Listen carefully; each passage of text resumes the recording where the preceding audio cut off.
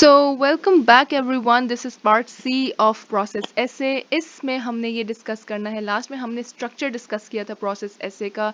And in this part, I'm going to tell you people as to how you can write a model thesis statement and what are those transitional devices and words that you're supposed to, incorporate in your process essay. So thesis statement होता क्या है और क्या हम किस चीज़ को हम thesis statement कहते हैं, उस पर बनेगी एक और वीडियो, तो आपने वो वाली वीडियो देखनी है. वैसे थीसिस स्टेटमेंट आपका यूजुअली आपके एसे में जो आपका फर्स्ट पैराग्राफ है उसके कंक्लूजन में या आपको थीसिस स्टेटमेंट मिल जाएगा एक एज अ स्टेटमेंट, ऐसा स्टेटमेंट जो कि आपका पूरा एसे या जो भी आर्टिकल या आपका कुछ भी आपने लिखा हो कुछ भी उसका उसका जिस्ट, उसकी समरी, उसका मेन एसेंस आपको उस थीसिस स्टेटमेंट में मिल जाता है. सो दैट इज़ वाई हम इसको थीसिस स्टेटमेंट कहते हैं. एक ऐसा स्टेटमेंट जिसमें आपको पूरे लिखे हुए राइटअप का एक समरी, एक छोटी सी आपको पूरा एसेंस और आपको जिस्ट वहाँ मिल जाए. So that's a thesis statement. अब ये लिखते कैसे हैं, कहाँ मिलेगा, इसके ऊपर आपने वेट करना है एक और वीडियो का जो कि इंशाल्लाह बहुत जल्दी आएगी.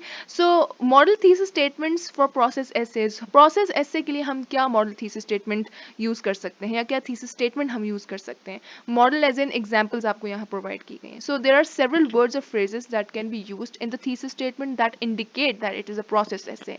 कुछ वर्ड्स और कुछ फ्रेजेस ऐसे हैं जो आपने यूज़ करते हुए बताना है, जो आप यूज़ करेंगे तो ऑटोमेटिकली पता चल जाएगा कि आपका प्रोसेस ऐसे है. सो अभी जो कुछ आपको एग्जाम्पल्स आगे नजर आएंगी, तो इस एग्जाम्पल और उन वर्ड्स और फ्रेजेस का इस्तेमाल जब आप करोगे तो आपको ऑलरेडी आपकी थीसिस स्टेटमेंट में वो चीज़ बताना शुरू कर देगी, इंडिकेट करना शुरू कर देगी that it is a process ऐसे. सो हम ऐसे कौन से वर्ड्स और फ्रेजेस अपने थीसिस स्टेटमेंट में यूज़ कर सकते हैं. For example a process of or the stages of or the development of XYZ or the instructions for mending a tire puncture or the procedure for applying for university या फिर steps in या steps of baking a cake या phases of या principles of becoming or principles for becoming a good leader. So ये सारे process essays में use होने वाले जो वर्ड्स एंड फ्रेजेस हैं जिससे आप अपने थीसिस स्टेटमेंट को लिख सकते हो, ये वो वर्ड्स एंड फ्रेजेस हैं जो यूजुअली प्रोसेस एसे में लिखे जाते हैं.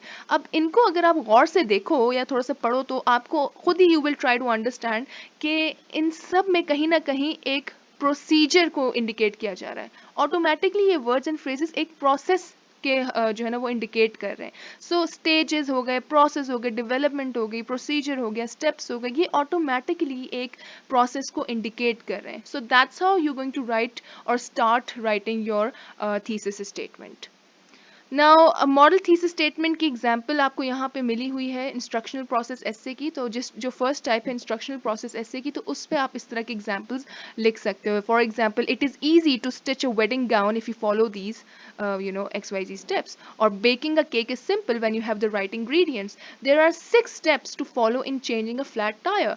So यहाँ पे देखिए स्टेप्स का इस्तेमाल हुआ है और यहाँ पे if you have the right ingredients और फॉलो दी स्टेप्स, ये इंडिकेट कर रहा है इंस्ट्रक्शंस को कि आगे आने वाले पैराग्राफ में आपको इंस्ट्रक्शंस मिलने वाली हैं, राइट.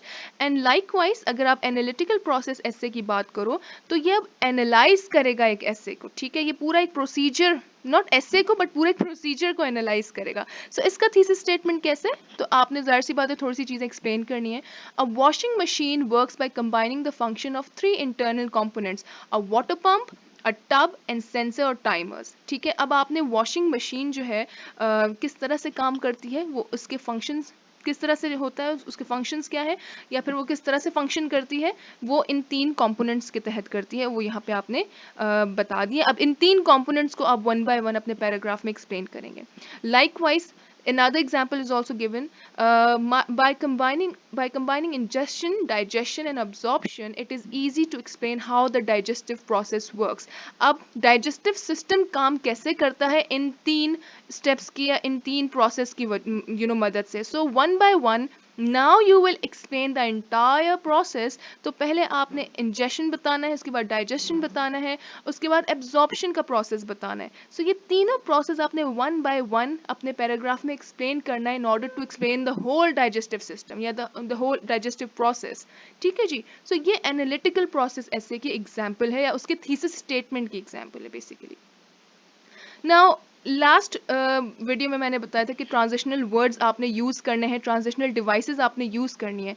सो ये क्या है, ये वो वर्ड्स है, ये वो फ्रेजेस या वो वर्ड्स हैं जो कि आपके आइडिया लेवल पे आइडियाज को कनेक्ट करता है, सेंटेंसेस को कनेक्ट करता है, और फिर पैराग्राफ्स को आपस में कनेक्ट करता है।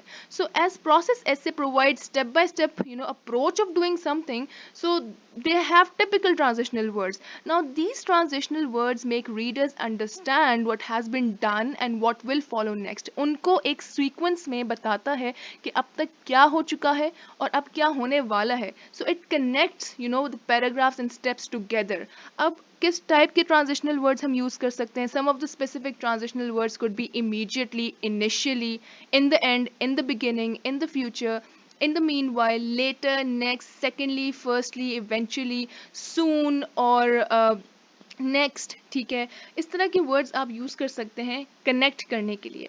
या फिर ऑल ऑफ अ सडन, तो I don't know if that's a transitional word और नॉट, मगर इमीडिएटली ज़रूर है, इनिशियली ज़रूर है, एंड लास्टली भी है आपके पास. तो ये सारे वर्ड्स जो हैं आपके ट्रांजिशनल डिवाइसेस हैं, which connects your ideas together, which connects the sentences together, and which actually connects the paragraphs together. जैसे कि आप लिख सकते हैं कि additionally or furthermore or moreover, in the next step, the last step. So ये सारे words आपके ट्रांजिशनल डिवाइसेस या ट्रांजिशनल वर्ड्स हैं जो कनेक्शन के लिए, कोहरेंस क्रिएट करने के लिए काम आते हैं. सो इसकी बाकायदा पूरी लिस्ट है जो कि हम इंशाल्लाह एक और वीडियो में डिस्कस करेंगे. ये पूरी लिस्ट आपको, वैसे तो आपको ये लिस्ट गूगल पे भी मिल जाएगी बहुत इजीली. ये सारी लिस्ट आप जो है ना ट्रांजिशनल वर्ड्स की निकाल के आप पढ़ सकते हो, देख सकते हो कि कौन से कॉन्टेक्स्ट में कौन से ट्रांजिशनल वर्ड्स या डिवाइसेस यूज होते हैं.